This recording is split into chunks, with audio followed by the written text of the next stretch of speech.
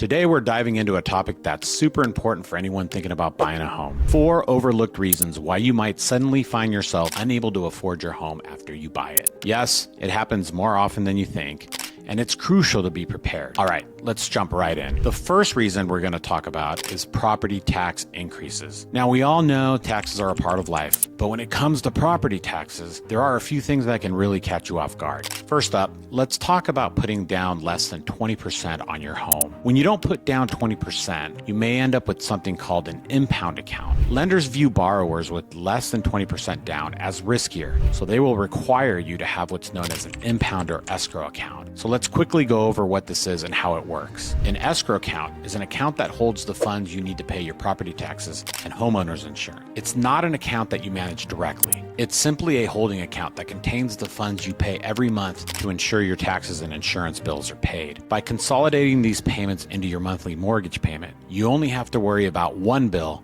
rather than several bills, all due at different times. Your mortgage lender helps by making sure you have enough money in your account to cover your bills. Then when the bills are due, they pay them on your behalf. It's a service that is designed to make your life easier. But here's the catch. Your property taxes can go up, and if your impound account doesn't have enough funds, you'll be asked to pay the difference. This can be a nasty surprise if you weren't expecting it. Here you were thinking that your payment wasn't going to go up because you had a fixed rate, but all of a sudden you don't have enough to cover the mortgage. So how does this happen? Escrow shortages can occur when trying to estimate the taxes due in the coming year or predict changes in insurance premiums. Your lender is responsible for estimating these amounts as they manage your escrow account. But sometimes these amounts are overestimated, resulting in an escrow refund. But when they're underestimated, you have an escrow shortage. In situations like this, you'll most likely have to make an escrow shortage payment. Another thing to watch out for is supplemental taxes. These come into play when there's a reassessment of your property value after you buy it.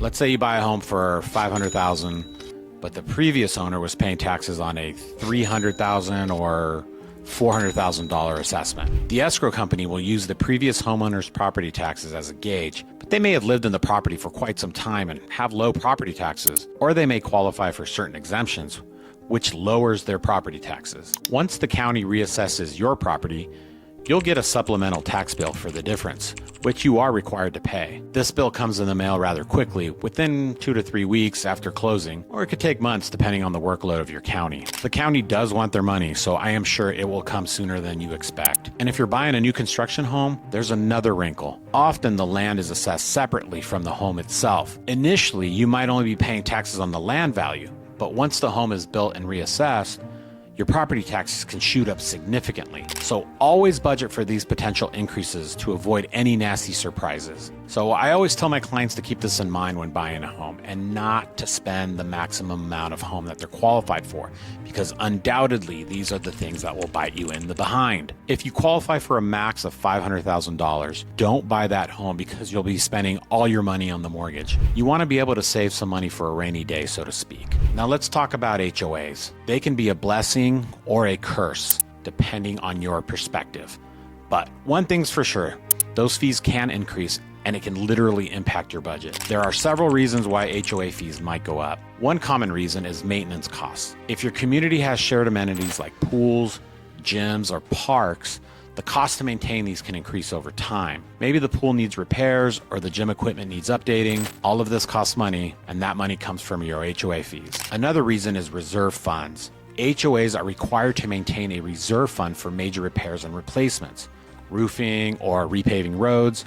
If the reserve fund is low, they might increase fees to build it back up. Also, if there's any legal action taken against the HOA, those legal fees can be passed on to the homeowner as well. I live in an HOA, and we were this close to having a lawsuit, which means we would have definitely paid more because the insurance company would have raised our premiums. The third reason we're going to discuss is insurance increases. As your property value goes up, so does the cost to insure it. It's a double-edged sword. Your home is worth more, but it costs more to protect. Insurance companies periodically reassess the cost to rebuild your home, which is often higher than what you paid for it, especially if property values in your area are rising. Natural disasters like wildfires or hurricanes can also lead to higher premiums, even if your home isn't directly affected. If a big storm hits nearby, insurers might raise rates across the board to cover those increased risks. State Farm just talked about raising their rates in California by 30% to cover their costs. So you have to be prepared for a rainy day because you never know what's going to happen. Finally, let's talk about something a bit different. Relying on other people's income to afford your home. This could be a partner, roommate, or even rental income. While it can work out great, it also introduces a lot of risk. For instance, if you're relying on a partner's income, what happens if they lose their job or decide to pursue a different career with a lower salary? Or if you have a roommate who decides to move out unexpectedly, you might find yourself scrambling to cover the full mortgage payment on your own. And if you're counting on rental income from an investment property or even a room in your home, there's always the risk of vacancies or tenants not paying rent on time. It's essential to have a backup plan in case these income streams dry up. So what can you do to protect yourself? You can have a safety net of at least 6 months in reserves to cover any unexpected fees if you are a W-2 employee, or 12 months if you are self-employed. So there you have it.